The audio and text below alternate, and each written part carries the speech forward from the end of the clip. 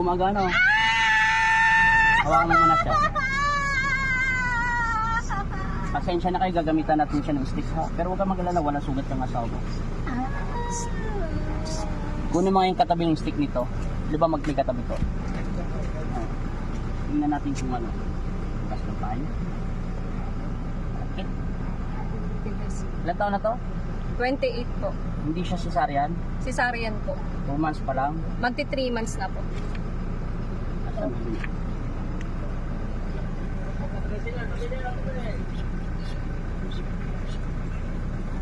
Sa pamamagitan, pagsabit ko sa inyong pangalan, Panginoong Hesus, Amang Nazareno, ako'y nananalig at nananampalataya na dinidinig mo ang aking panalangin. Ako'y humihingi ng gabay upang kung talagang totoong may nananakit sa loob ng katawan lupa niya, ay nililibing ko to sa pangalan mo sa Kristo. Amen.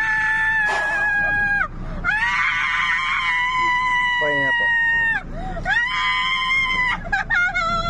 Alam mo. Tingnan lang.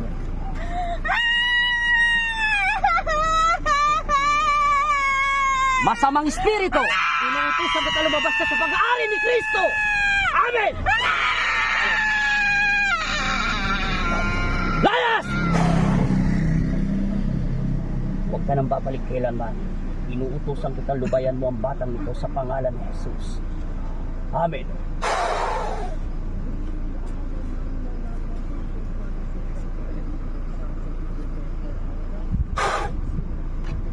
Gising.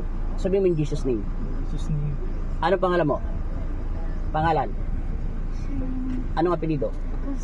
Anong pangalan ng boyfriend, asawa mo? Ilan ang anak mo? Anong pangalan niya?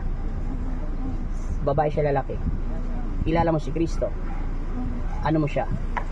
Panginoon natin lahat.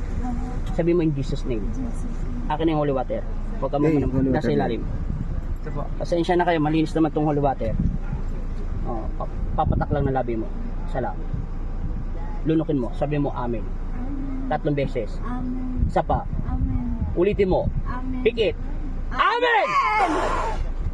Okay na. Pababayan mo na siya. Hindi na magwawala yan. Okay na. Bye-bye. Ako si pangalan mo yung banggitin mo. Go. Ako si ganito pangalan. Nananalig ako at sumasampalataya sa iyo na dinidinig mo ang aking panalangin at patawarin mo ako sa aking mga nagawang kasalanan sa isip, sa salita at sa gawa. Ama, dinggin mo ang aking panalangin. Palakasin niyo po ang aking loob upang talunin ko ang anumang masamang espiritu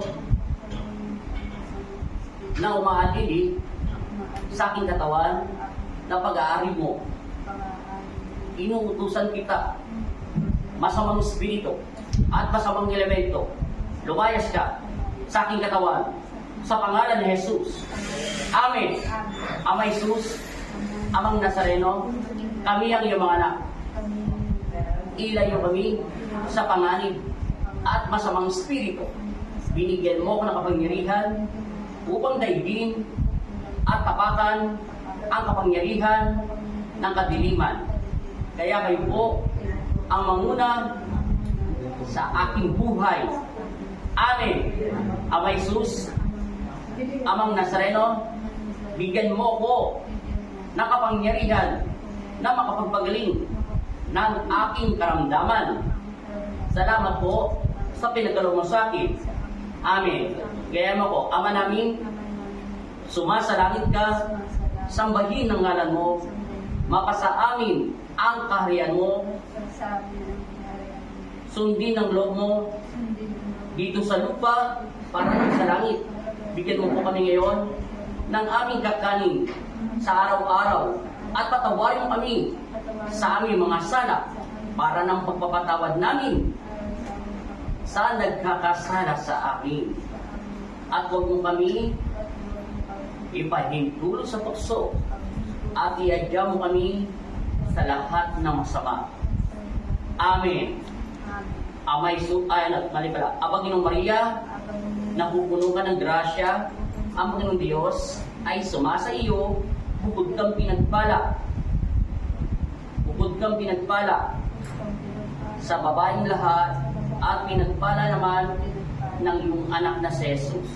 Santa Maria, Ina ng Diyos, ipanalangin mo kami, makasalanan, ngayon at kung kami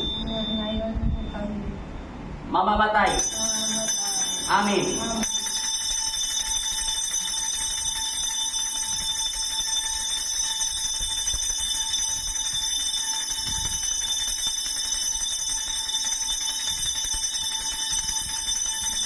Three times sa Jesus' name.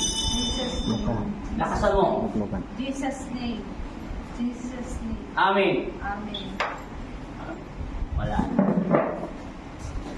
Ba't mo kinakagat ang asawa mo kanina? Ilan tumata?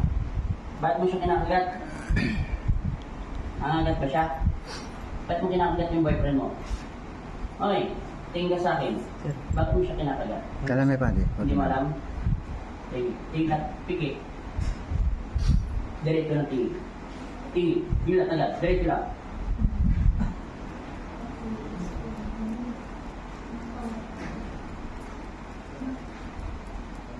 Hindi ko angat yung mukha ko, hindi nag-deliver. Okay na, wala na yung demonyo.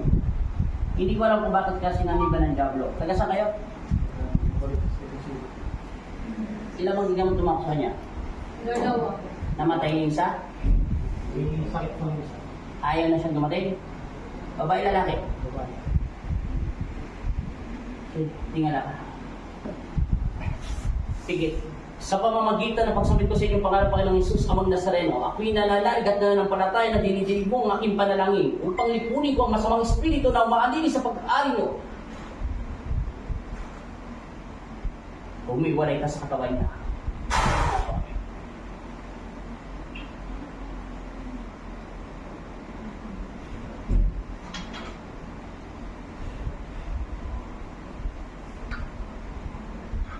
Sabihin mo in Jesus' name. Jesus name. Amen! Amen.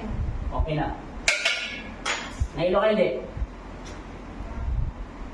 Layas na kayo. Lagom na siya ng langis. Tapos na. Di mo na kagatin ang asawa mo. Huwag na. Di mo na kagatin. Okay, tagyan mo langis. Salamat. Kailan pa pala siya nagkaganyan? Pagsimbahin mo siya. After 3 weeks, ibalik mo siya para maalayin yung mukha katawan niya. Kasi kulang yung wala siyang tulog. Hindi siya ma-alignment eh. Tsaka wala siyang kain. Hindi siya kumakain. Iya, maglagay ka na lang sa likuran. Lagyan mo lang.